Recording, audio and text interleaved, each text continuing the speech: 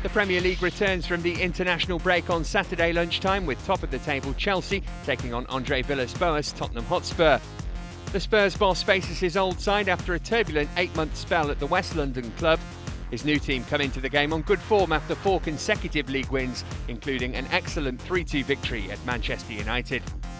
Chelsea have recorded a victory in all bar one of their Premier League games this season, and a win for Roberto Di Matteo's men will see them 7 points clear of their rivals ahead of the 3 p.m. kickoffs.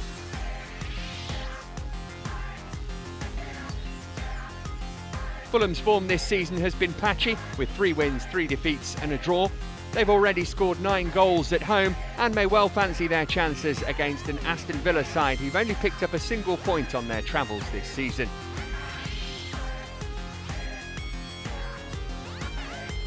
Liverpool this week confirmed they want to redevelop Anfield, but their immediate concern is their worrying league form. The Reds have only recorded 1 league victory this term as Brendan Rodgers looks to rebuild his squad. They'll be short up front with Fabio Borini breaking his foot, which means Luis Suarez is the only fit and experienced striker available. Well, it's not ideal, that's the reality, but that's the cards that we've been dealt. I've got terrific players here and whose intentions in every game has been fantastic. So, of course, it leaves us a bit short. There's no getting away from that. But Reading come into the game in the bottom 3, and they've yet to win a Premier League game this season. They've drawn their last 2 matches, however, but did let a 2-goal lead slip last time out against Swansea. Manchester United lost to Tottenham in their last match at Old Trafford, but have since recorded a comfortable 3-0 win over Newcastle at St James's Park. Sir Alex Ferguson's side have an excellent record against the Potters, having won all bar 1 of their 8 encounters since Stoke returned to the Premier League. Tony Pulis's men picked up a creditable point at Anfield in their last game and have lost only once, a narrow 1-0 defeat at Chelsea.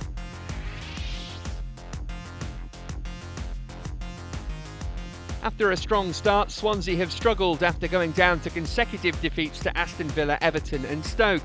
They halted the slide, however, with a 2-2 draw at home to Reading. There have been rumours of a rift between manager Michael Laudrup and his players, but they've been denied by Swansea chairman Hugh Jenkins. Roberto Martinez Wigan, like Swansea, had gone down to 3 consecutive defeats before being denied victory against Everton, with Leighton Baines scoring an 87th minute equaliser.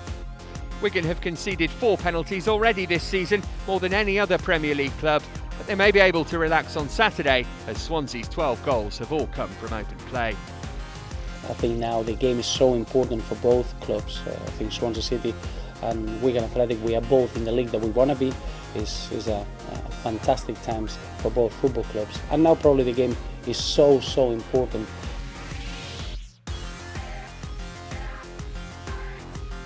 West Brom go into their weekend fixture sitting in 6th place, and they boast a 100% home record, beating Liverpool, Everton, Reading and QPR. That's their best start at home since 1919.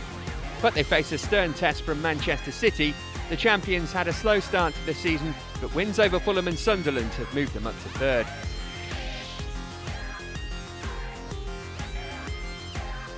West Ham will look to continue their solid run on their return to the Premier League. They'll have to do it though without striker Ricardo Vazte, who will be missing for 3 months after recent shoulder surgery.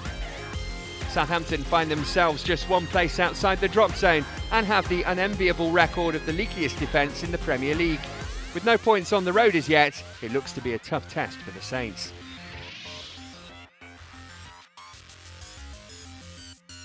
Norwich City take on Arsenal in the late game on Saturday.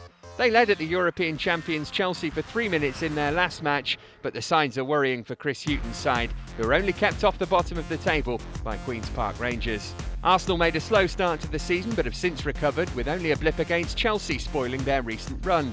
If you're after goals, Carrow Road may be a good place to see them on Saturday, as 24 of them have been scored in the last 5 Premier League meetings between Norwich and Arsenal.